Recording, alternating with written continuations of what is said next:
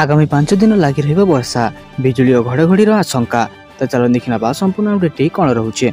आगामी 5 ରୁ 7 दिन पर्यंत समग्र राज्य में हालुका मध्यम धरण वर्षा लगी रही पारे। तेज केतक जिले में प्रबल वर्षा होबार संभावना रोचे। एसह वज्रपात और घड़घड़ी होबार सूचना रोचे, जो सतर्क सूचना जारी करिछि भुवनेश्वर आंचलिक पाणीपाग विभाग केन्द्र। दक्षिण बांग्लादेश और ता पार्श्ववर्ती गंगीय पश्चिमबंग में सृष्टि होता घूर्णिबलय प्रभाव में ओडिशा रे वर्षा लगी रही पारे बोली पाणीपाग विभाग पूर्वानुमान करुछि। भुवनेश्वर आंचलिक पाणीपाग केन्द्र जारी करथिबा बुलेटिन अनुसार आगामी 24 घंटा भितर सुंदरगढ़, केन्दुझर, मयूरभंज, बालेश्वर, भद्रक, जाजपुर, केन्द्रापड़ा, जगतसिंहपुर, पुरी, अनुगुल, ढेंकानाल, खोर्धा, कटक, नयागढ़, गंजाम, नवरंगपुर, कोरापुट और मालकानगिरी जिले में प्रबल अति प्रबल वर्षा होबार संभावना रही। यह सब जिले में 7 ରୁ 11 सेंटीमीटर पर्यंत वर्षा हो पारे।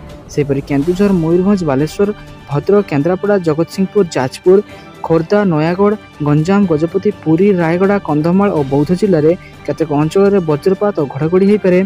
से येलो वार्निंग जारी कर। चलो देखिए परवर्ती अपडेट कौन रही। आउ चलबनी ममता सरकार मनमानी, आंदोलन को ओह्लैबे पश्चिमबंगर आलू बेपारी संघ। तो चलो देखना संपूर्ण अपडेट कौन रही।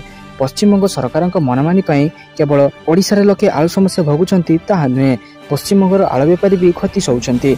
सेमाने एबे सरकार एभली मनमानी विरोध में आंदोलन को ओह्लैबाकू बाहरी पड़िलेनी। कारण अधा रास्ता ट्रक अटकी जाउथबारु ठीक समय आलू न पहुंची पारि पचिबारे लागिछि। आउ यार क्षति मध्य पश्चिमबंग आलू बेपारी को उठाइबाकू पड़ुछि। दीर्घ वर्ष धरी पुरी जिला सातसंघ को आलू सप्लाई करुछंती पश्चिमबंगर जड़े आलू व्यवसायी। सातसंघर आलू व्यवसायी रवि नारायण गोदाम को पश्चिमबंगर 30 टन आलू आसीथिबा बेले सेथिरु 5 टन आलू पचि जाइछे। आलू पठाइथिबा पश्चिमबंग व्यवसायी को एही क्षति सहिबाकू पड़ुछि। पश्चिमबंग व्यवसायी को कहवा कथा पश्चिमबंगरू आलू ट्रक पुरी पहुंचाकू 24 घंटा समय नहीं थाए, किंतु बाटरे पश्चिमबंग पुलिस अटकाउथिबारु अन्य रूट दे गाड़ी आसीबारु 4 ରୁ 5 दिन विलंब हो जाउछे। तेणु आलू पचि जाउछि। पश्चिमबंग सरकार जदि ओडिशा को आलू गाड़ी न छाड़ती ताहले सेठारे आंदोलन करने से बाध्य हेबे बोली कहिसेंती पश्चिमबंग आलू व्यवसायी माने। चलो देखिबा परवर्ती अपडेट कौन रही। अलग हेब युक्त 2 और युक्त 3 महाविद्यालय। राज्यर समस्त युग्म महाविद्यालय युक्त 2 और युक्त 3 अलग हेबा नहीं उच्च शिक्षा मंत्री को सूचना। तो चलो देखिबा संपूर्ण अपडेट कौन रही। अलग हेब युक्त 2 और युक्त 3 महाविद्यालय। राज्यर समस्त युग्म महाविद्यालय +2 और +3 अलग हेबा नहीं सूचना देले उच्च शिक्षा मंत्री सूर्यवंशी स्वराज। +3 शिक्षार मान वृद्धि लगी यह अत्यंत जरूरी बोली मंत्री कहउछंती। पूर्व सरकार रे यह निष्पत्ति होइथिले हे यह कार्यकारी होई पारि नाही।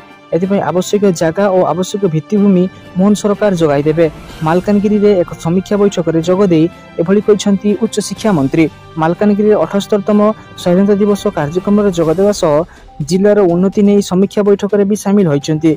एही समय रे कॉलेज पाठपढ़ा को नहीं एही बड़ मंतव्य दैछंती मंत्री। चलो देखिया परवर्ती अपडेट कोन रहिछि। पीएम सूर्यघर मागଣା बिजुली योजना। सूर्य मित्र रूपे तालीम नेबे 30,000 युवक। तो चलो देखना संपूर्ण अपडेट कौन रही।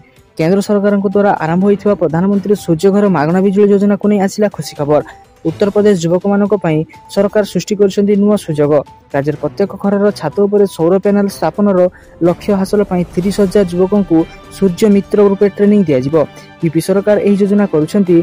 उत्तर Pradesh new India renewable energy development agency UPNEDA जड़े वरिष्ठ अधिकारी कहते जे प्रत्येक घरे सौरशक्ति पैनल स्थापन पर सोलार एनर्जी सेक्टर रे कुशली श्रमिकों बहुत आवश्यकता रही। एथिपाई राज्य एजेंसी जिला केन्द्र एवं शिल्प तालीम केन्द्र रे 30,000 सूर्य मित्रों को ट्रेनिंग देवाक लक्ष्य रखिছে। गत वर्ष फेब्रुआरी रे प्रधानमंत्री नरेंद्र मोदी पीएम सूर्यघर मागଣା बिजुली योजना आरंभ करथिले।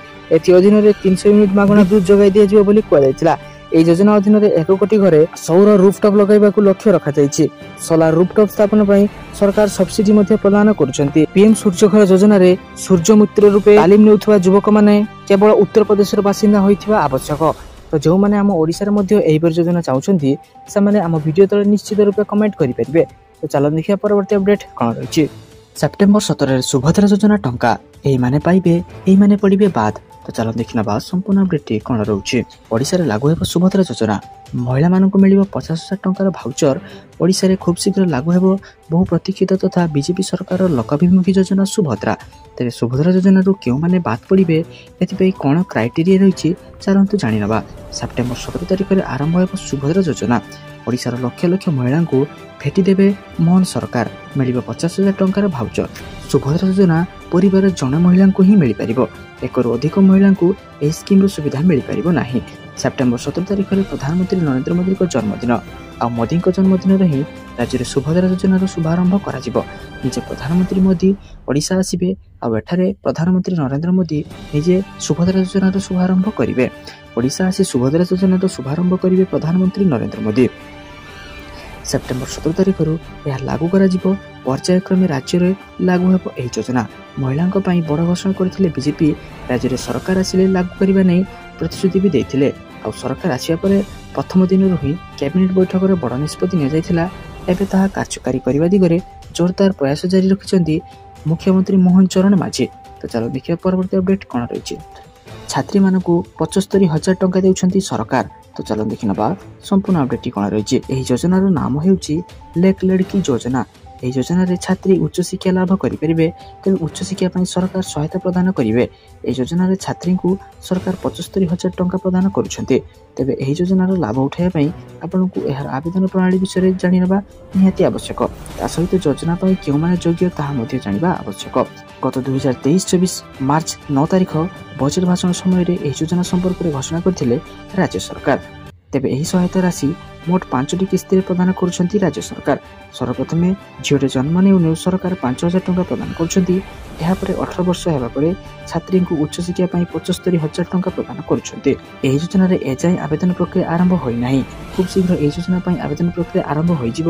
ତେବେ ଏଥିପାଇଁ କେତେକ ନିର୍ଦ୍ଦିଷ୍ଟ ମାନଦଣ୍ଡ ରହିଛି। ମହାରାଷ୍ଟ୍ରରେ ମହିଳାଙ୍କ ଶିକ୍ଷା ହାରକୁ 100% କରିବା ଏହି ଯୋଜନାର ମୁଖ୍ୟ ଲକ୍ଷ୍ୟ ଅଟେ। ଅନେକ ସମୟରେ ଗରିବ ଝିଅର ଆର୍ଥିକ ଅନଟନ ଯୋଗୁଁ ପାଠପଢ଼ାରୁ ମୁହଁ ଫେରାଇ ନେଉଥିବାର ନଜର ଆସିଛି। ଏହା ସହିତ ମହିଳାଙ୍କୁ ଶିକ୍ଷିତ କରାଇବାରେ ସରକାର ସମାଜରେ ଏବେ ବି କେତେକ କୁସଂସ୍କାର ରହିଛି। ଏହି କୁସଂସ୍କାର ହଟାଇବା ପାଇଁ ବାଲ ବିବାହ ଭଳି ପ୍ରଥା ରୋକିବାକୁ ମହାରାଷ୍ଟ୍ର ସରକାର ଏହି ଯୋଜନା ଆରମ୍ଭ କରିଛନ୍ତି। ତ ଯେଉଁମାନେ ବି ଆମ ଓଡ଼ିଶାରେ ଏହିଭଳି ଯୋଜନା ଚାହୁଁଛନ୍ତି ସେମାନେ ଆମ ଭିଡ଼ିଓ ତଳେ ନିଶ୍ଚିତ ଭାବରେ କମେଣ୍ଟ କରିପାରିବେ।